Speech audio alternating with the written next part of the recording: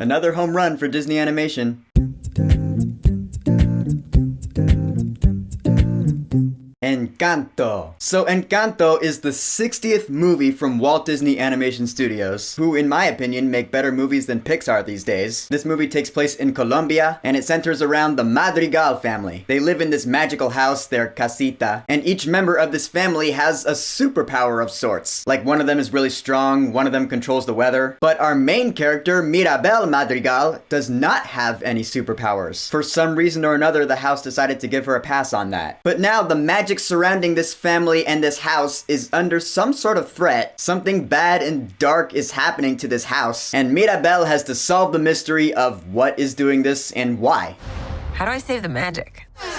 And here we go with our Walt Disney animated musical, which I loved. I loved it, I loved it, I loved this movie, as I pretty much thought I would. Seriously, I mean, just after watching that teaser trailer, I made a video on it, and I was like, yeah, this movie looks like it's gonna be right up my alley. Because it's a triple win. It's Walt Disney Animation Studios, I love them. It's a musical with songs written by Lin-Manuel Miranda, Alexander Hamilton himself, and it's about superpowers. I love all three of those things, so how could this movie do any wrong?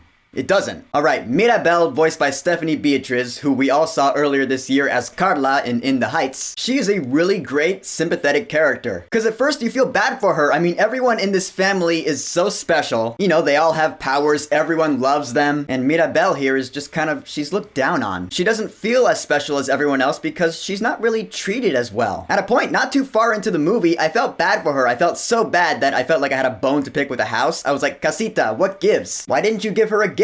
Which is what they call the superpowers in this movie. They call them gifts. But yeah, right there, that makes her a lovable character. The head of the household is, of course, the abuela. Isn't that usually how it is in stories like this? But she loves her family. Really, family is like the big thing in this movie, which means Vin Diesel would love it. But abuela watches over everyone. She wants to make sure that everything is going smoothly. She's a pretty important character in this movie. As for the rest of the family members, a few of them did stand out to me as highlights. Like Luisa, she actually had some pretty funny moments. Plus, seeing her on screen in action, I don't know why I thought this, but I was like, if Maui from Moana were ever to lay eyes on her, I'm pretty sure he would fall head over heels instantly. Come on, you know it's true. But yeah, she's a pretty fun character. Isabella, she's like Little Miss Perfect. But from the trailers, I thought she was gonna be like the popular nice one, like Galinda from Wicked. But no, instead it turns out she's like the Heathers. Yeah, not very nice. I was like, you're kind of a douche. Her powers are pretty cool though. She controls plant life and it looks really cool. Dolores also stood out to me, cause her gift is that she has super hearing, and that made for some really good humor, actually. For me, she had some of the funniest moments in the movie, so props to that character. And okay, I just want to dive right into the music. I know I usually save the music and the soundtrack for the end of my reviews, but oh my god, the music in this movie is...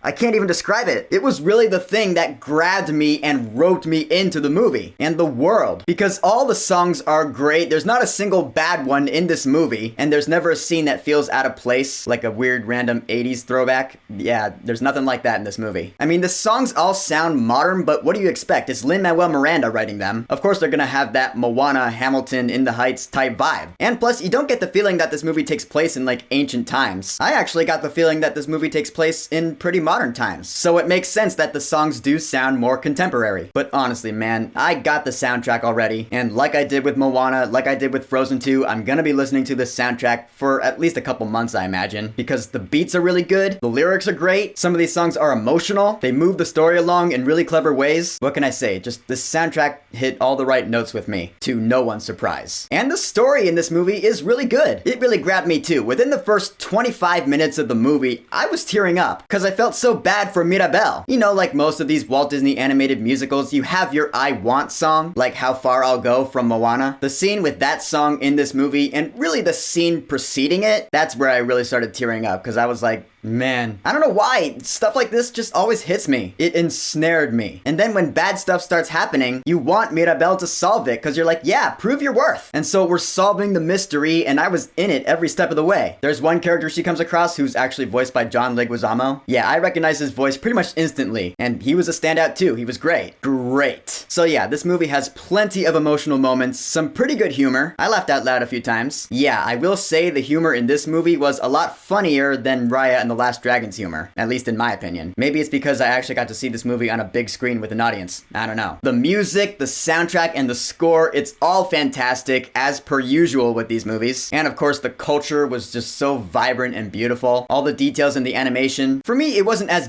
big and grand and beautiful as Coco was. And also, whereas Coco made me cry at the end, like actual bawling tears, this movie never got that reaction out of me. Like I said, I teared up, but the tears never actually came down. So do with that information what you will. But in the end, I'm sure to no one's surprise, this is one of my favorite movies of the year. And for Encanto, I will say, go see this movie right now. So Encanto, have you seen it? What do you think about it? And what Disney animated movie did you like better this year? Encanto or Raya and the Last Dragon? Whatever you think, go ahead and leave a comment. And of course, thank you for subscribing. Now, if you'll excuse me, I'm gonna go help put my Thanksgiving dinner together. And I hope you all have a great, safe, happy Thanksgiving. Peace!